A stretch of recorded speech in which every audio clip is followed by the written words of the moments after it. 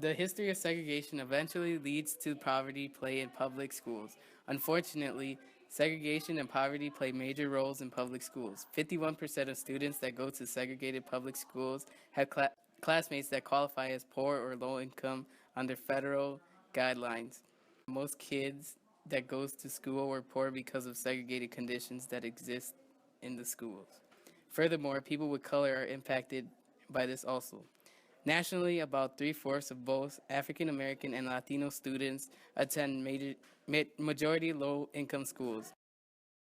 Say, these classes are for African American kids and these classes are for Caucasian kids, but like we have in Northtown, classes were tiered. There was the double honors program, the honors program, and the regular program. And at the higher, like challenging classes, most students were Caucasian.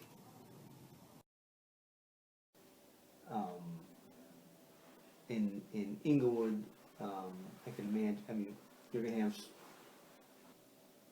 possibly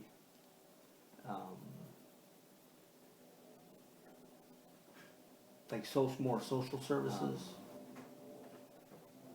kind of along like welfare. You're probably not gonna have a welfare office in Lincoln Park. Over the past 40 years, there's been an increase in the number of Chicagoans that's poor. The middle class usually move to the suburbs.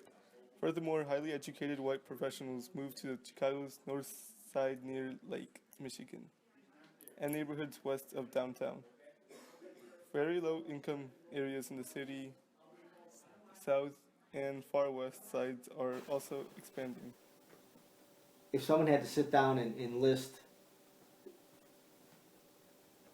different topics that they were concerned about, crime would be, or safety, crime/safety, would be probably at the top of the list, regardless of economic status or race or gender.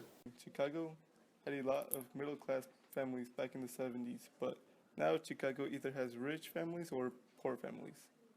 There is no in-between. Take a look at this map of Chicago we showed you earlier in the show. It's a redlining map. The areas in red are the parts of the city where from the 1930s, at least into the late 1960s, you could not basically get a home loan simply because of where you lived. This was just the latest in a long line of strategies that people in power in Chicago employed to keep black people in certain neighborhoods. In addition to segregation causing poverty, segregation also impacts the development of housing. I'm sure there's a lot less police officers that patrol the Inglewood area due to the high volume of calls and high volume of criminal activity. I remember hundreds of African American students in the regular education program. I don't know of any of their life after high school. Chicago turned to another method known as restrictive covenants, contractual agreements written into the deeds that legally barred property owners from leasing or selling to African Americans. By 1940, it was estimated that 80% of Chicago housing was covered by those contracts. One does not have to live in Chicago to know that Chicago is the most segregated city in America.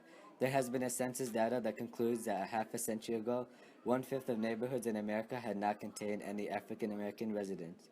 However, compared to a recent census data that about 199 out of 200 neighborhoods had African American residents. Chicago's segregation affects all races, whether neighborhoods are created by racial prejudice or by ethnicity. The consequence for the residents are the same. Segregation is not only formed because of racial reasons, but it also occurs because of the poor parenting brought by parents.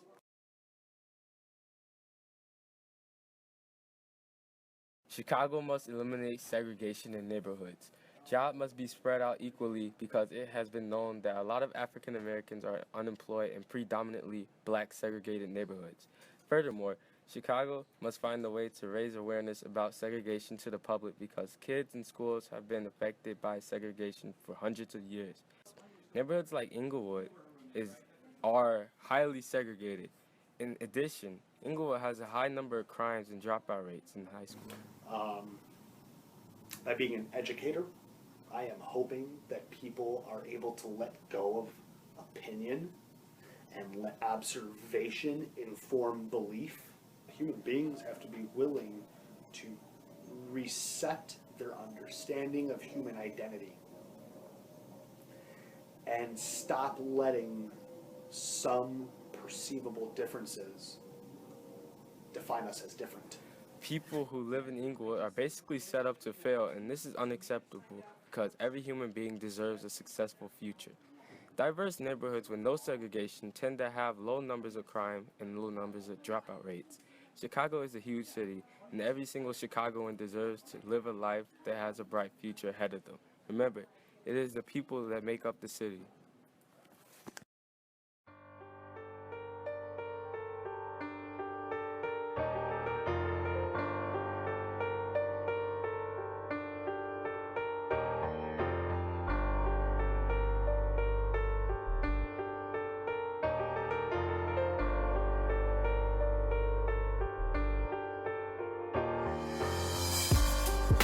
Thank you for your time.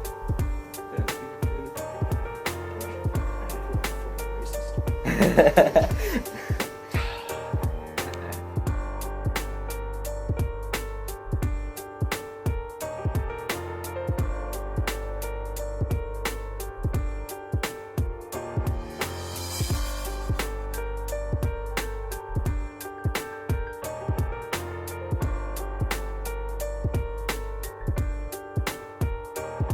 One. What did I talk?